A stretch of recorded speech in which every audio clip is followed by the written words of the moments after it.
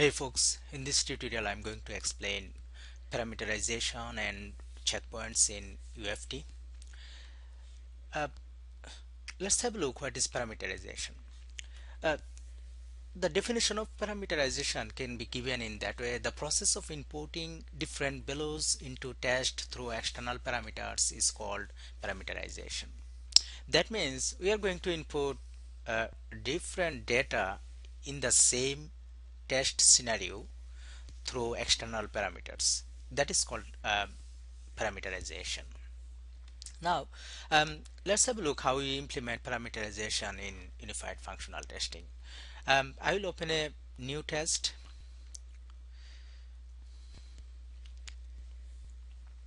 and I will name it as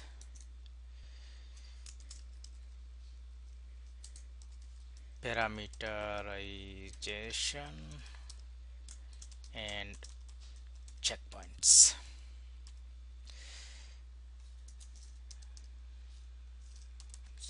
Parameterization checkpoints, and I will store it in the specified path. Create test.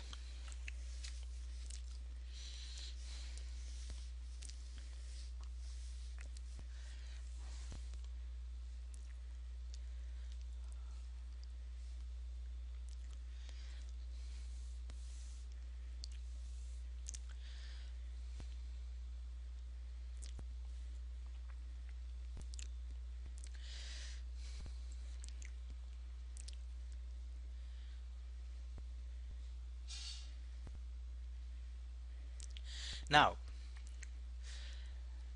see in my record and run settings, I have um, specified a custom settings where I want to open a web application, and when I start record, um, I specified to start gmail.com by default via Internet Explorer. So I'll keep these settings and click OK, and I'll click on record button here. Now see, it started Gmail. I will input a valid Gmail ID.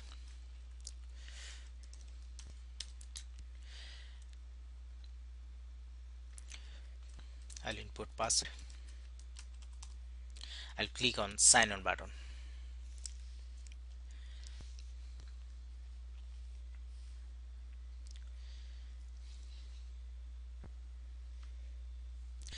Now the Gmail homepage is loaded.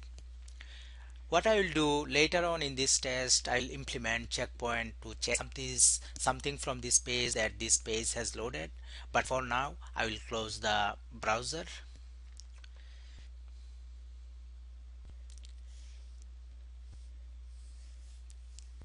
And when the browser is closed, I will stop recording. See here, according to our record and run settings, it started Gmail page, and on Gmail page it import a valid email ID, then it import the password, and then it clicked on sign on button, and then I closed the browser. So this sync is, when you click on sign in button, then it takes a little bit time before it gives me the home page. So this is for the sync. This sync is for, to adjust this times before the home page loaded. So what I will do now, I will run whatever I have recorded. I'll click on that play button here, and then I'll click run.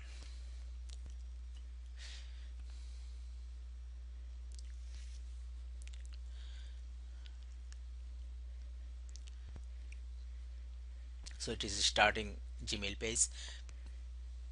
It is inputting the email and password.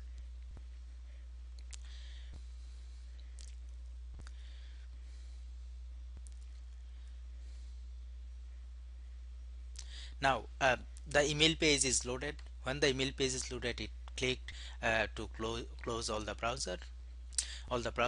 Now the test is done, and it will display the result page. See, in this result page, it is not telling whether my test is passed or failed. There is no status of the test. So it says 0 failed, 0 warnings, 0 passed. We will see how we can get passed or failed status at the end of the test run. But for now, just let's close this test result page. Now see here, um, in line number 2 we have input password in Gmail login. So what I don't want it to be masked. So what I will do, I will just set. I'll just set and I'll input the original password here.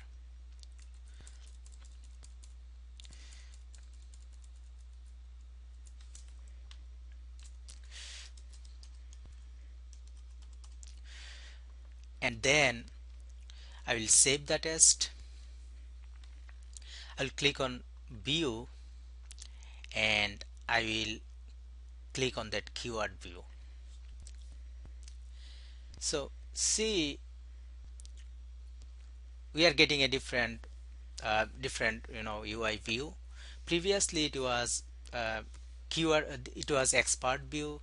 That is, if you select editor, then it will take you to the expert view. That is, you will see the actual VB scripting command. Now if you select keyword view, it gives you the simplified view. Here, to parameterize, like I want to test, like I give a valid email and password and I got the home page. Now if I give an invalid email or invalid password, then what I will get? So for that, if to do the procedure, like to input invalid email and invalid password, we can do this in that way. If we go to editor and we can copy this bit and uh, we can paste it here. Then what it will do, it will, we can specify a invalid email here or invalid password, but it will increase the code. But we don't want to do it in that way. We want to do it in the efficient way using parameterization.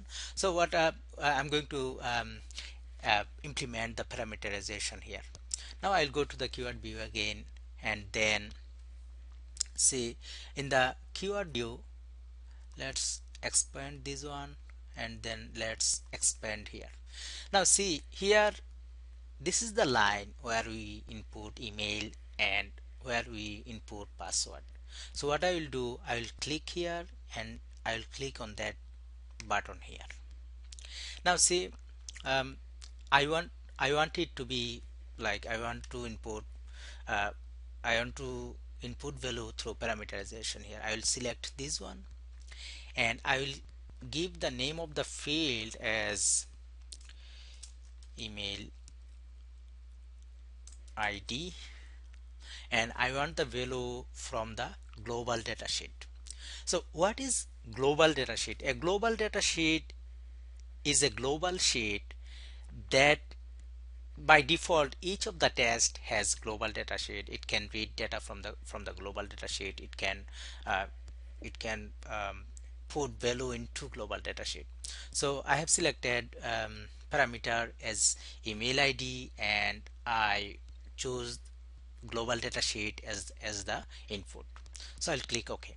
Now see, I have a column here called email ID and I have the email ID that I already input. What I will do, I will do the same thing for this one.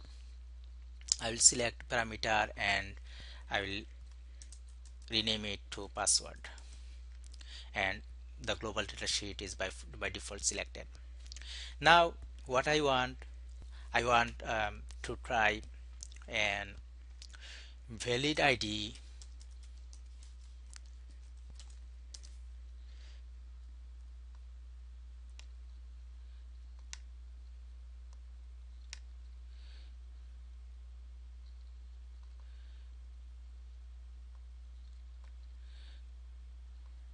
I want to try a valid ID but invalid password. Atlanta. And then I want to try a invalid ID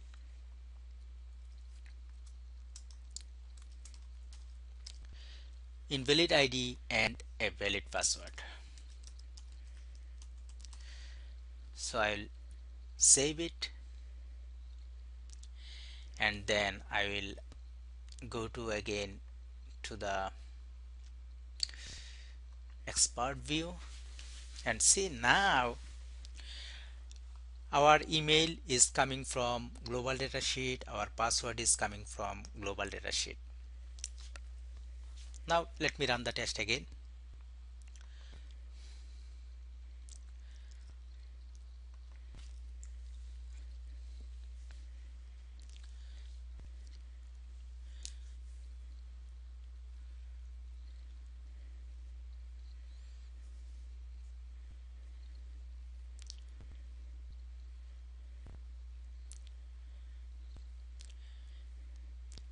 So it has input valid email and valid password.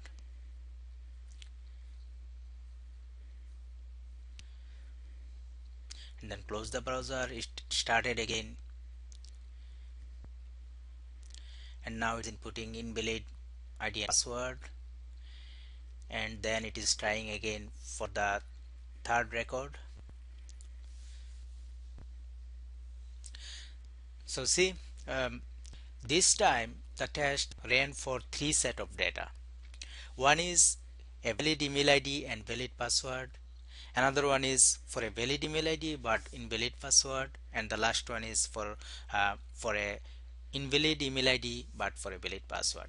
See, there is three iteration here: iteration 1, iteration 2, iteration 3, and we can expand the result and we can see, okay, these things was performed.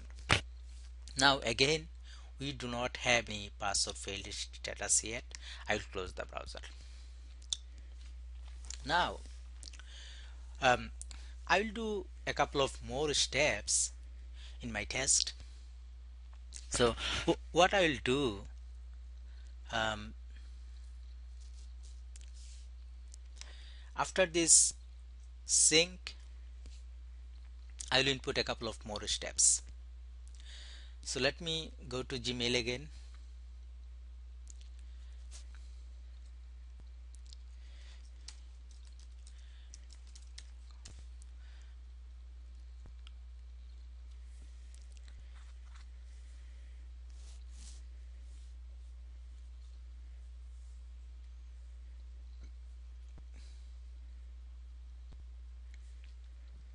Let me input the email ID.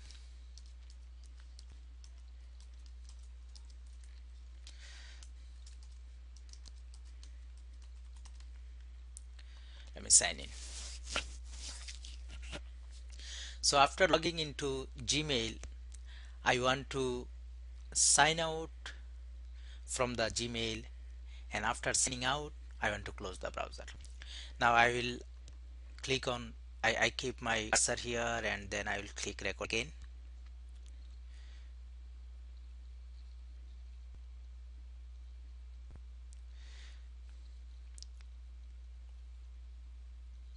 Now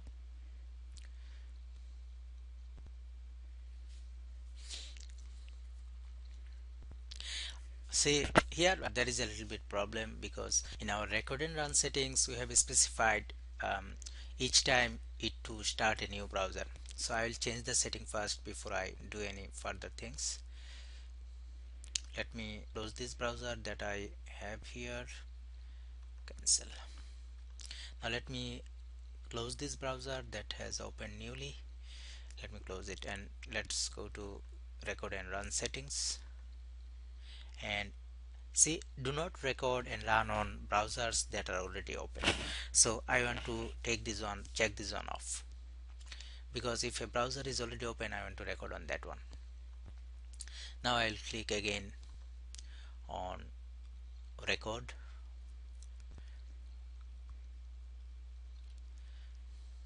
and then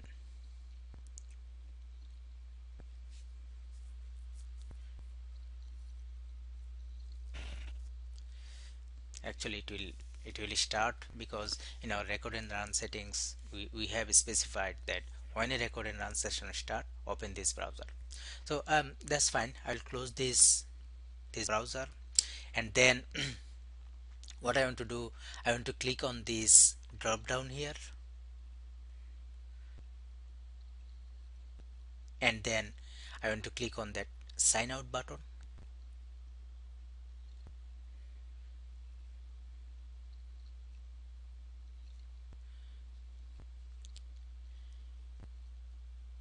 And when I'm sign out, I want to close the browser. So I already have a command where I'm closing the browser, so I'm not clicking it again. Now let's stop the recording again. See here, this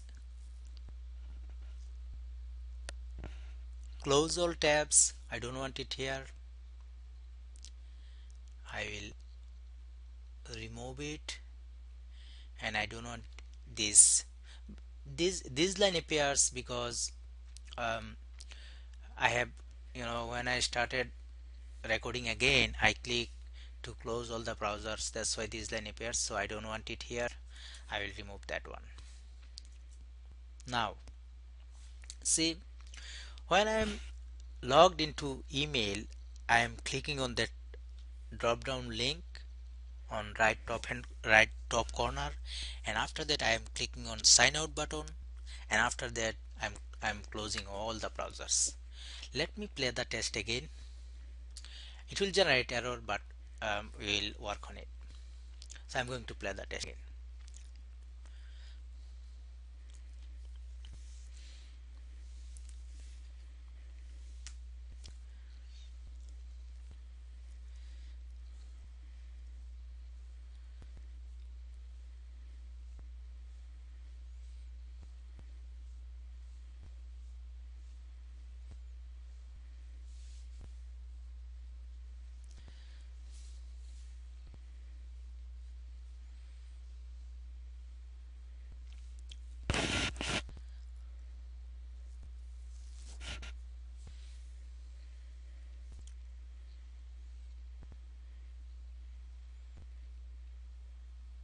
So it logged into Gmail, it is clicking on that link, and after that it's clicking on sign out. When it is signed out, it has the browser and it is trying to input the invalid credentials. And when it import invalid credentials, there will be an error here.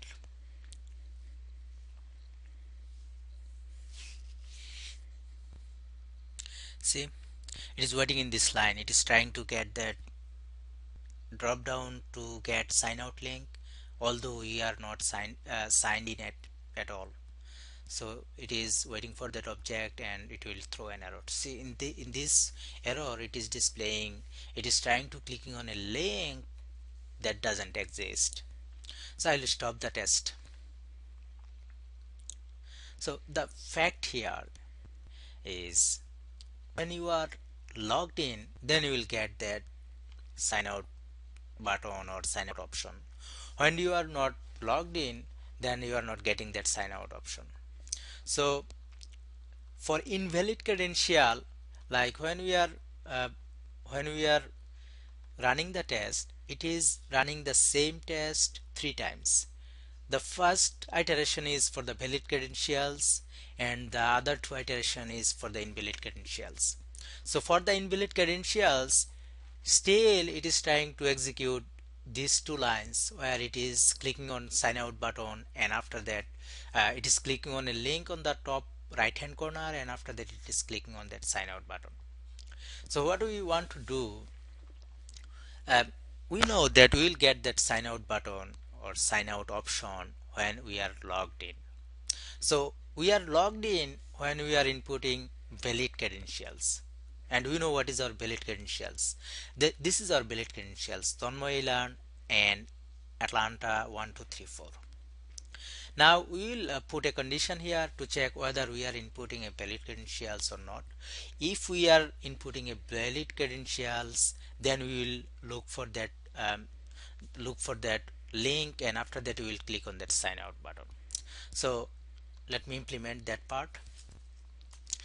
I'll put a if condition here. If data table dot global sheet, so I'm looking for email ID.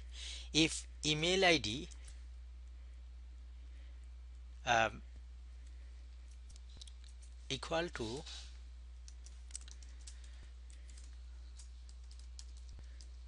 Tanmoy Elan and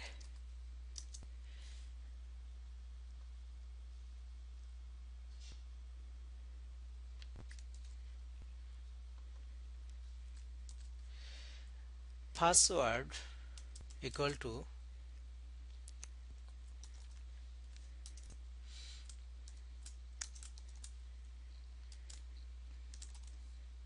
Lana 1234, then what you do, that means we are inputting valid credentials and try to log out. So here we'll input this, click on that link on top right corner and then click sign out and provide a output here,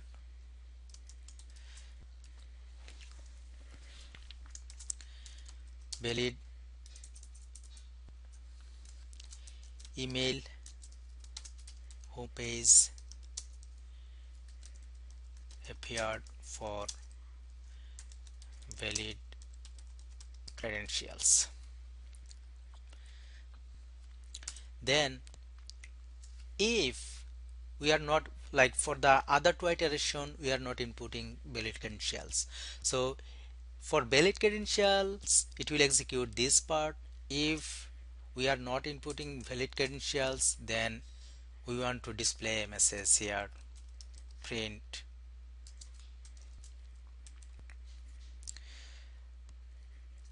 invalid credentials supplied. Now let's run the test again, but before running this test we want to change something here. What we want to change something, like we have seen that each time we start to record or we want to run test, it starts a browser, this one from here, it starts a browser gmail.com. We don't want it. We want to record and run test on any open browser, and we want to select apply and then we want to click OK. And before inputting email and password, what do we want to open the browser. So I will keep my cursor here and I will click on record.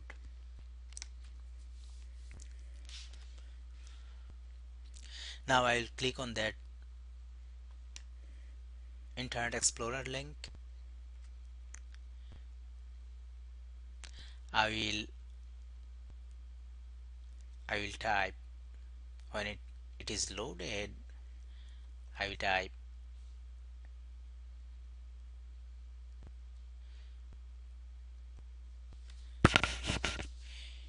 yep I will type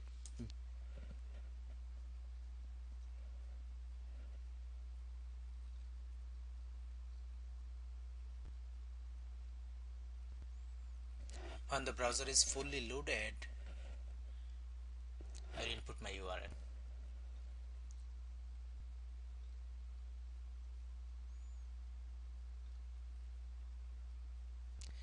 So I'll click on the URL here and I will type gmail.com.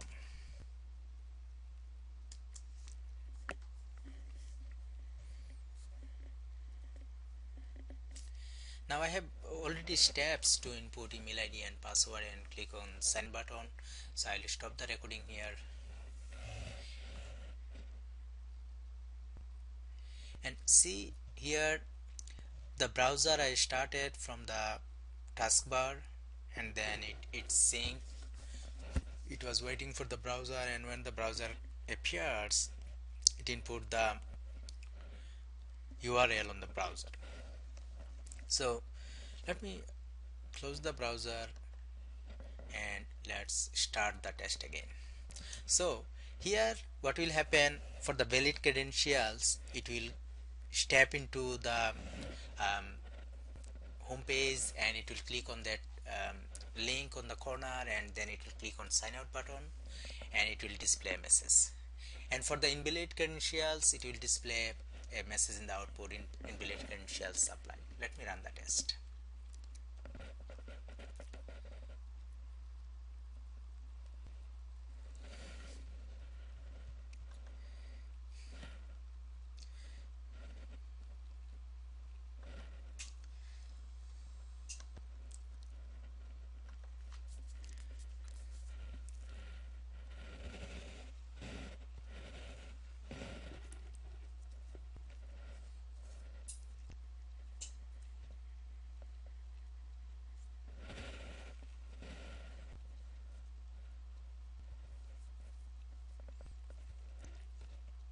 It started the browser,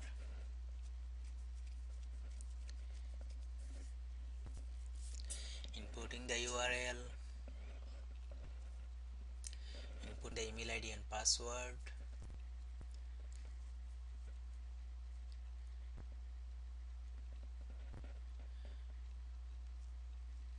For valid email ID and password, what it is going to do, it will click on that link on the top right corner and it will click on sign out button.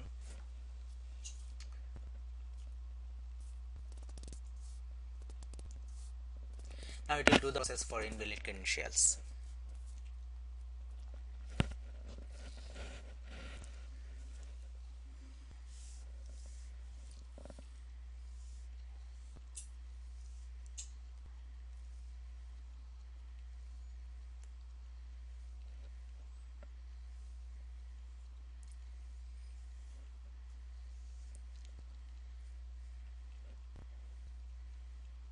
So for invalid credentials, one iteration is done, it is doing the another iteration.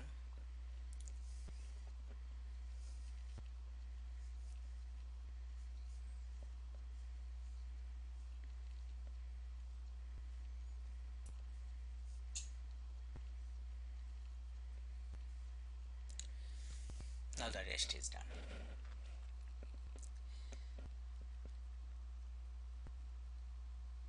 See, we have applied a condition here.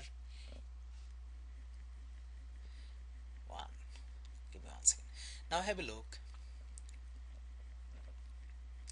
In test result, it said passed because what we did, we have applied a if condition to print something. That's why it is displaying the result here. Okay, 3 iteration is passed. So it is because we have the if condition here, if, and then we have print something. That's why it is displaying the result. Okay, test is passed. Now have a look here. We have implemented a condition here. If in the global datasheet email ID and password is a valid one, then go inside email, click on the link on top right corner and click on sign out button. Print something on the output, that is email homepage appeared for valid credentials. Now if you look in the output, see, for the global data, that is a valid credentials we supplied in the first iteration, it displayed, okay, valid data was input, and it gives the corresponding result. For the other 2 iteration, it displayed invalid credentials were supplied. Now we will implement checkpoints from here. Let's see what is checkpoints. A checkpoint is a verification point that compares a current value for a specified property with the expected value for the property. This enables you to identify whether your website or application is functioning correctly. Now we have different types of checkpoints. We have standard checkpoint, we have text checkpoint, we have bitmap checkpoint, we have database checkpoint. In standard checkpoint, we are looking for a particular um, particular element, and we are checking its, whatever properties we want to check, we are checking for particular properties of that particular element. In text checkpoint, we are looking for a particular text in the expected page.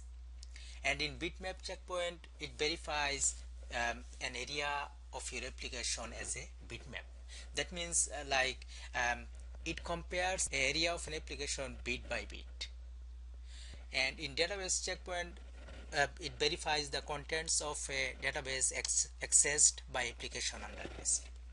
Now we will implement standard checkpoint at the beginning, and after that we will implement the other checkpoints. Have a look here. Now when I am logging into the application, into Gmail, using proper credentials, then what I want to verify something inside that Gmail. So let's put our cursor here, and let's go to Gmail again.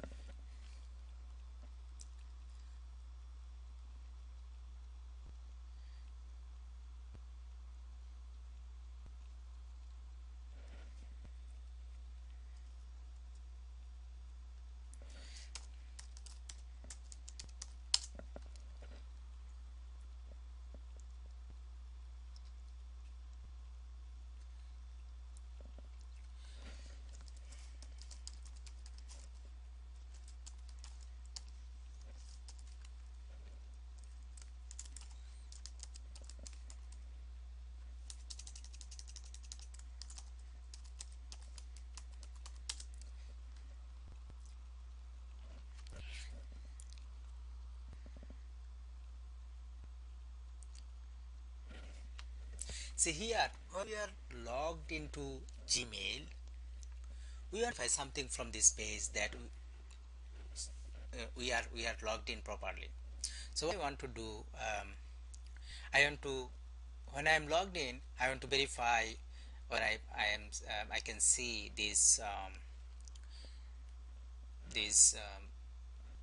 yeah, or that I can see this element here. So I will create a checkpoint to verify whether I am getting this link here. Let me close this output window and let me start recording again. When you start recording, see, you have that recording bar here. From this recording bar, you will click on that checkpoint and you will click on that standard checkpoint. Now what is the element that you are looking for? You are clicking on that. So I want to make sure that I am getting this element here. I clicked on that. So this is a web element, and I clicked OK. And now what I look for? I look for that HTML tag, that is a span, and I look for that inner text, get Gmail for mobile. And after that we can, this is the constant, we can parameterize these things as well. We can look for particular things, but we will select default, and I will click OK. Now see, if you, now I will stop recording. And now if you have a look in your code, see, it has input checkpoint here. So it is looking for that particular web element. Now if I want to import, like if I want to look for all of the web element underneath, I can input another standard checkpoint here. Let me click on this record button again, and after that let me click on standard checkpoint. So I said already that standard checkpoint is a checkpoint where we are looking for, we are uh, checking the attributes for a particular item, like we are comparing the runtime value of an element with actual value. So I already checked for this link. I will add this link and I'll click OK. I will add, when this one is added, I will add one more link. So I will input another standard checkpoint. I want to check this one. Okay, this one is loaded as well.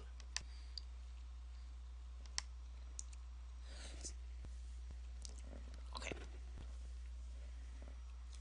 now I have added three standard checkpoint here, where I'm looking for, when I'm logged in properly, I'm looking for these element. Okay, did I get those elements perfectly?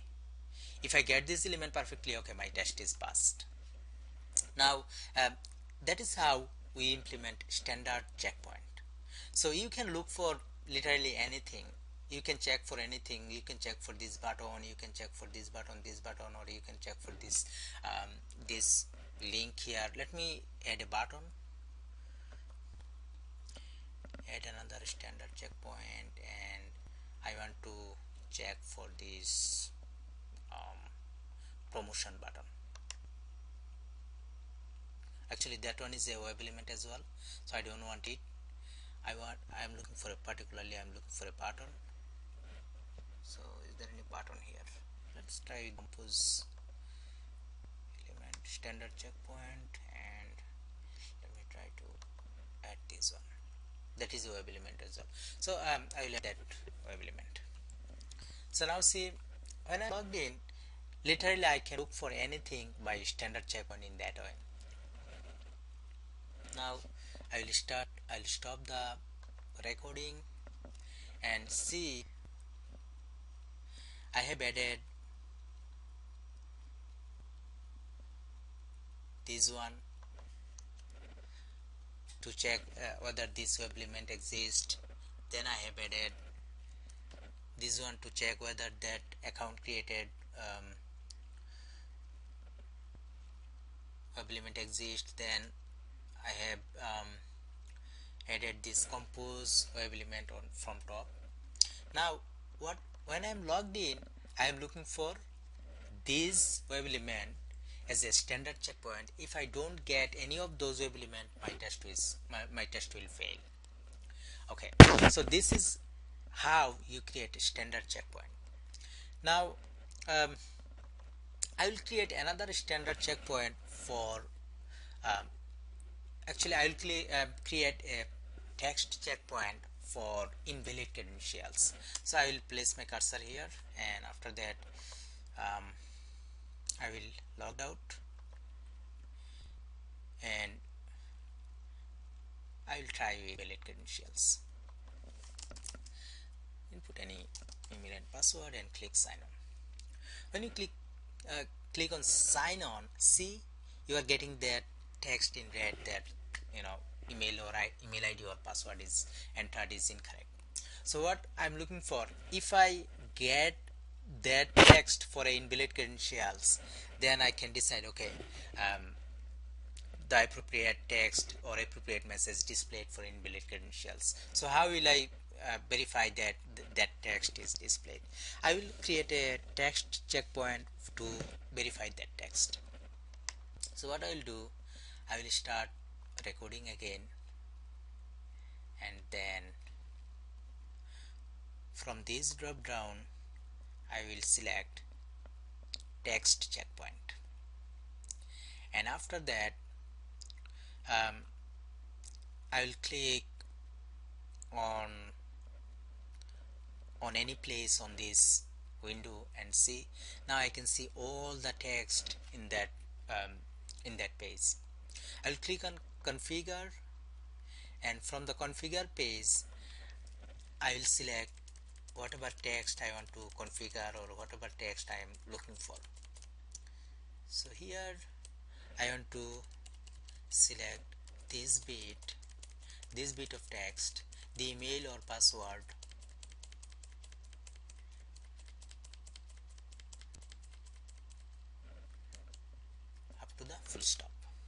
and I will select checked text. I will click OK.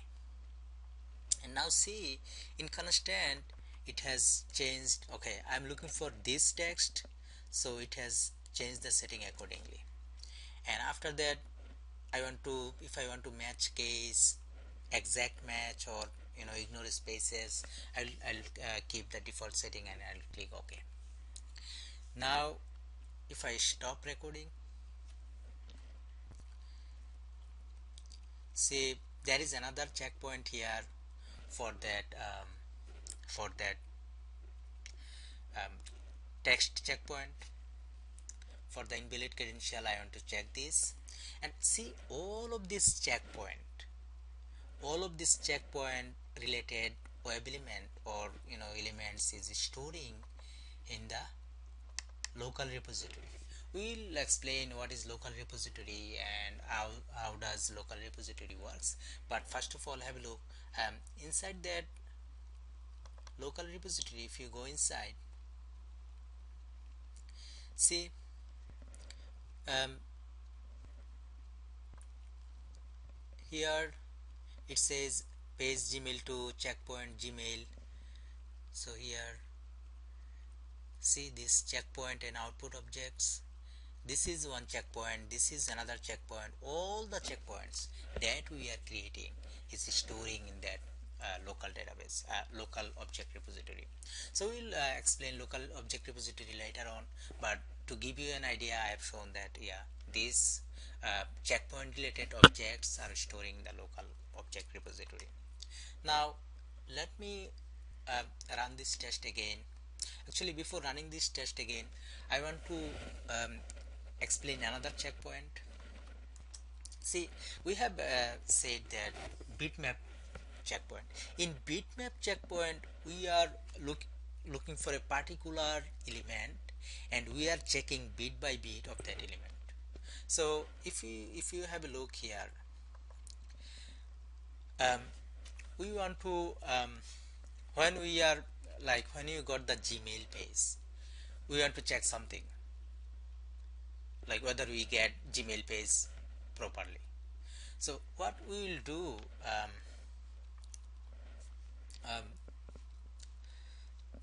I will go to Gmail again,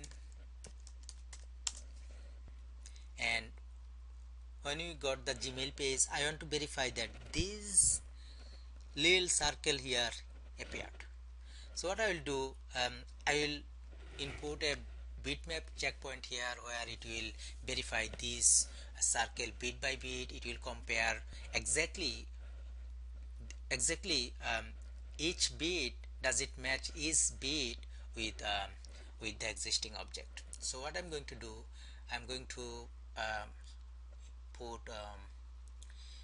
here, before I input anything, I want to input a standard checkpoint here, whether I'm getting the Gmail page properly or not. So what I will do, I will start another coding session, and then I will, in this time, I will input a bitmap checkpoint. So in bitmap checkpoint, what I will, it's very simple. You click on the object that you want to check bit by bit, you click OK. Now, so you want to check this bit of object bit by bit. So I will keep everything default, and I will click OK, and I will stop recording. See here, after the Gmail page appeared, I'm looking for something bit by bit. So what I want to look for is inside my object repository. If you go to the repository, see, I have another object here that I want to look for bit by bit. This is my expected object. It is in the object repository, and when I am running the test, it will bring me the Gmail page, and whatever I am getting from that page, I am comparing that particular object with the expected object in the object repository. So if these two objects match bit by bit, then my test will pass. So this is the expected object, and runtime, when I run the test, I will get another object here. So what it will do, it will compare this object with the object that I already stored in the repository, in the local repository. So that's fine. Now I have implemented um, standard checkpoint here. I have implemented text checkpoint here for the invalid credentials. I have implemented a bitmap checkpoint here uh, after um, after going into gmail.com. Now let me run the test. Let me save the test before I run it, and let me close the browser. Let me run it.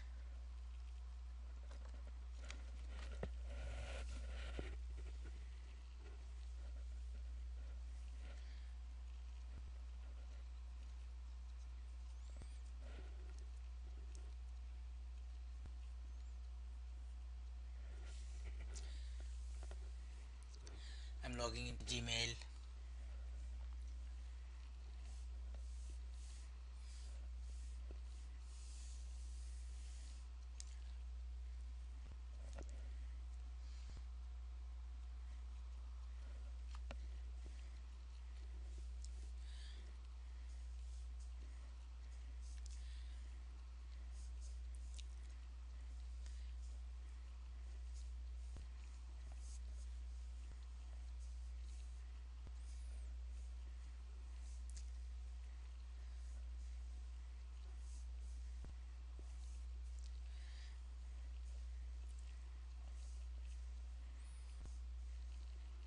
So it logged in with valid credentials, and it is comparing the different types of checkpoint that I implemented in the test. And when it will finish, it will click on sign out. So after signing out, it will start another iteration for invalid credentials.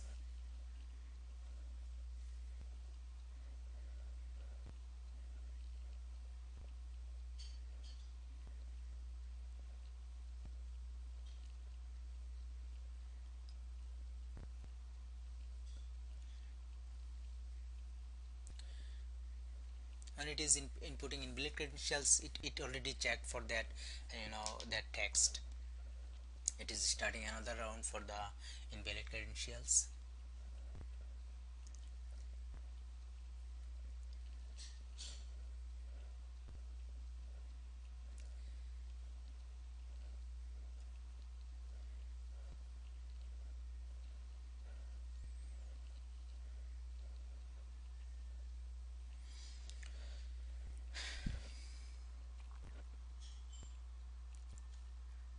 Now test is done, and let's see the test result. You can see all of the three iteration is passed. That means whatever object we have stored in the repository for the checkpoints, we have got those objects in the actual application. Now see, all of the test is passed. Iteration 1, iteration 2, iteration 3, all of the test is passed. And I'll close this test result. So let's have a recap. What we did in this tutorial, we started a test, and after that we parameterized it for three different set of values. And after parameterizing it, what we did, we implement different types of checkpoints on it. We implemented standard checkpoint, we implemented text checkpoint, we implemented bitmap checkpoint. um, I hope this tutorial will help you. In the future tutorial, we will implement some other features on UFT. um, I hope you will keep watching. Thank you for watching again.